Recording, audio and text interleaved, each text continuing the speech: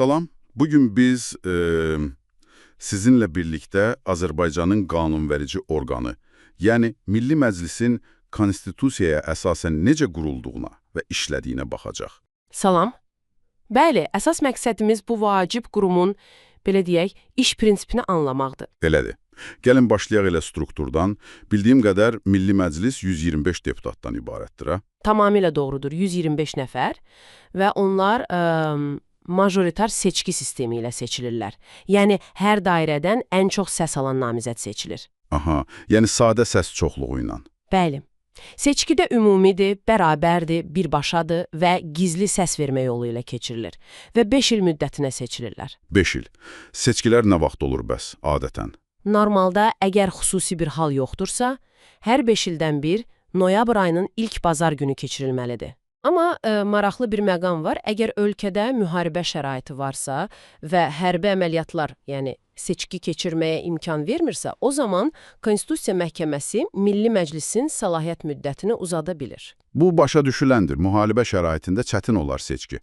Bəs kimlər deputat ola bilər? Hər kəs namizədliyini verə bilir? Yəni, seçki hüququ olan hər bir vətəndaş namizəd ola bilər, amma təbii ki, bəzi, necə deyim, şərtlər və məhdudiyyətlər var. Məsələn? Məsələn, ikili vətəndaşlığı olanlar ya da başqa bir dövlət qarşısında hər hansı öhdəliyi olan şəxslər deputat seçilə bilməz. Bu aydındır. Həmçinin icra və məhkəmə hakimiyyəti orqanlarında qulluq edənlər də olmaz.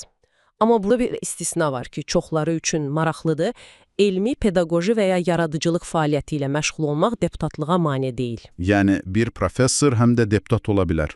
Bəli, ola bilər. Bundan başqa din xadimləri, məhkəmə qərarı ilə fəaliyyət qabiliyyəti olmayan sayılanlar və ağır cinayət törətdiyinə görə məhkumluğu olanlar da seçilə bilməz. Yaxşı, bəs bu 125 deputat seçildi. Sonra necə işləyirlər? İlin 365 günü iclas olur? Yox, elə deyil. Milli Məclis sessiyalarla işləyir. İldə 2 dəfə növbəti sessiya çağırılır, yaz və payız sessiyaları. Anladım. Və Milli Məclisin işə başlaması üçün, yəni qərarlarının qanuni olması üçün gərək ən azı 83 deputatın səlahiyyəti təsdiq olunsun. Buna yetər say deyilir. Yəni 125-dən ən az 83-ü olmalıdır ki, işləyə bilsinlər. Bəli, minimum o qədər. İclaslar da adətən açıq keçirilir, yəni media, ictimaiyyət izləyə bilir. Amma bəzən 83 deputat tələb etsə və ya prezident təklif etsə, qapalı iclas da keçirmək olar. Bəs təcili bir məsələ olsa, sessiyalar arası dövrdə? O zaman növbədənkənar sessiya çağırıla bilər, bunu prezident və ya ən azı 42 deputat tələb edə bilər. Konstitusiya qanunları, adi qanunlar və bir də qərarlar qəbul edir. Və çox önəmli bir qayda var, səs vermə yalnız şəxsən olmalıdır. Yəni biri digərinin yerinə səs verə bilməz. Qətiyyən, hər kəs özü səs verir. Qanunların qəbulu üçün də fərqli sayda səs tələb oluna bilir. Bəzi qanunlar üçün 63 səs kifayət edir. Aha. Amma məsələn, seçki məcəlləsi kimi daha fundamental məsələlərdə və ya konstitusiyaya əlavələr və dəyişikliklərlə bağlı konstitusiya qanunlarında ən azı 83 səs lazımdır. Bəzi hallarda isə, məsələn, insan hüquq və azadlıqları ilə bağlı məsələlərdə daha çox 95 səs tələb oluna bilər, konstitusiya qanunları üçün. Deməli, məsələnin vacibliyinə görə səs həddi də dəyişir. Maraqlıdır. Bəs Milli Məclis konkret hansı sahələrə baxır? Səlahiyyətləri nələrdir? Səlahiyyətlər olduqca genişdir. Konstitusiyanın 94-cü maddəsi ümumi qaydaları müəyyən edən məsələləri sadalayır. Məsələn, insan hüquqları, seçkilər, məhkəmə quruluşu, vergilər, ərazi quruluşu, müdafiə və təhlükəsizlik kimi fundamental sahələr. Yəni, ölkənin əsas qanunlarının təməli burada qoyulur. Bəli. Bir də Konstitusiyanın 95-ci maddəsində Milli Məclisin həll etdiyi konkret məsələlər var.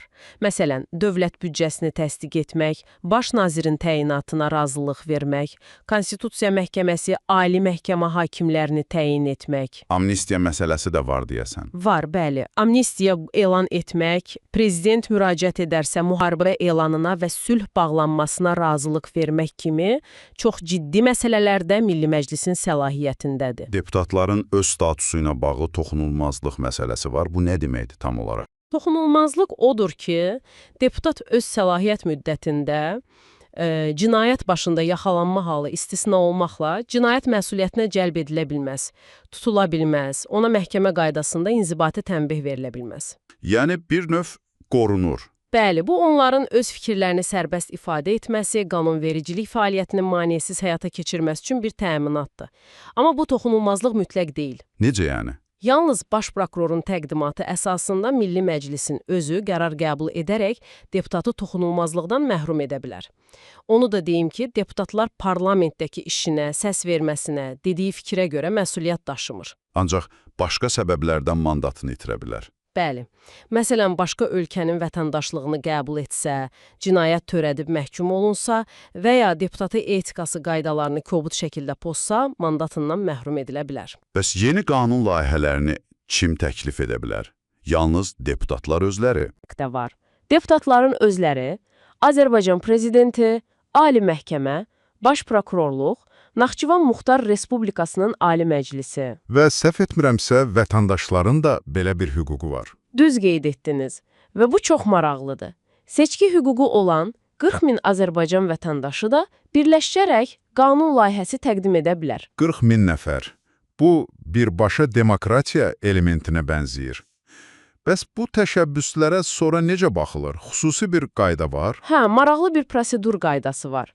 Əgər qanun layihəsini Prezident, Ali Məhkəmə, Prokurorluq, Naxçıvan Ali Məclisi və ya elə həmin 40 min vətəndaş təqdim edibsə, Milli Məclis bu layihəyə dəyişiklik etmək istəsə, gərək təşəbbüskarın, yəni layihəni verənin razılığını alsın. Yəni onların iradəsinə hörmət edilir. Bəli. Və bu cür layihələr 2 ay ərzində, əgər təcili elan olunubsa, 20 gün ərzində mütləq səsə qoyulmalıdır. Başa düşdüm. Söhbətimizin sonuna yaxınlaşırıq. Bir sual da var. Milli Məclis özü buraxıla bilər ümumiyyətlə? Bəli. Konstitusiyada belə hallarda nəzərdə tutulub. Prezident müəyyən şərtlər daxilində Milli Məclisi buraxa bilər. Hansı şərtlər altında? Məsələn, əgər Milli Məclis 1 il ərzində 2 dəfə Nazirlər Kabinetinə etimadsızlıq göstərərsə, ya da deyək ki, Konstitusiya Məhkəməsi, Ali Məhkəmə kimi orqanlara prezidentin təqdim etdiyi namizədləri dəfələrlə təyin etməzsə. Yəni, öz vəzifələrini yerinə yetirə bilmədikdə? Bəli, və ya Konstitusiyada göstərilən digər bəzi vacib vəzifələrini, belə deyək, ardıcıl olaraq yerinə yetirə bilmədikdə, prezident onu buraxa bilər. Bu, hakimiyyət qolları arasında bir növ nəzarət və tarazlıq mexanizmi kimi düşünülüb. Çox sağ olun. Olduqca əhatəli oldu.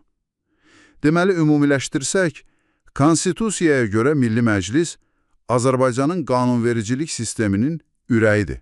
Öz qaydaları, strukturu, geniş səlahiyyətləri var. Bəli. Bütün bu mexanizmlər ölkənin qanunvericilik prosesinin necə işlədiyini müəyyən edir. Bu məlumatlar üçün təşəkkür edirəm.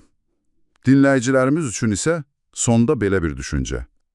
Sizcə, Konstitusiyada nəzərdə tutulan bu 40 min vətəndaşın qanunvericilik təşəbbüsü hüququ kağız üzərində qalmayıb, real həyatda qanunların yaranmasına, vətəndaşların bu prosesdə iştirakına nə dərəcədə təsir göstərə bilər? Bu mexanizmin potensialı və praktikliyi barədə düşünməyə dəyər.